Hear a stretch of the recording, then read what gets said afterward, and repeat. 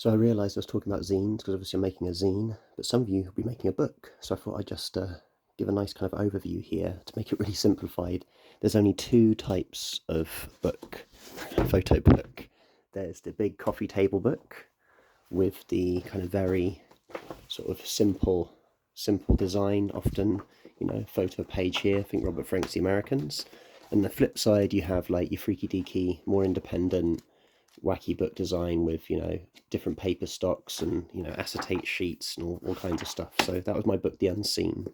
But it's very much a trend in photography. So lots of photographers, especially publishers like Overlaps, sort of making these very interesting, very kind of you'd say much more kind of potentially niche books. But actually it's kind of much more mainstream now to sort of do photo books like this. It's quite interesting. It's almost like more like a novel, a different way of looking at it.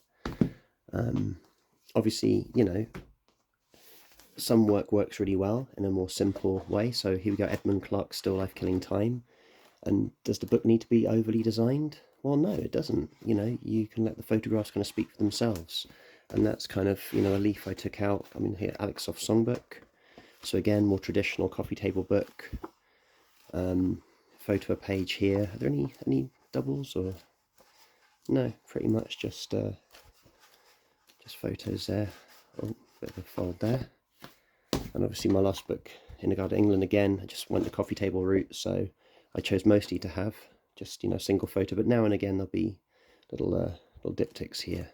So again, when you're making your photo book, have a think. How do you want it to be? Do you want it to be a more traditional coffee table book, or do you want to make it a more kind of quirkier independent book? And the thing is, they do overlap as well. So here's Pinkassov's Sight Walk, which, from this face off, it looks like a pretty traditional coffee table book, but then look at that kind of binding here, this open binding, and there's sort of see-through sheets in it, leading through to text, and even the way the paper's folded over. But then, on the flip side, Lewis Bush's Metropole, a similar kind of binding, and although this is much more, kind of more independent, kind of photo book design and style, they have that in common. So they do overlap in style, but yeah, I think it's a good decision to make. What do you need? What does your work need? Does your work need the simplicity of the coffee table book because the photos speak for themselves enough, or do you want to try and create like a richer kind of narrative because maybe that speaks more to the nature of the work? These are all decisions you want to make at every step of the way of designing a photo book or a zine.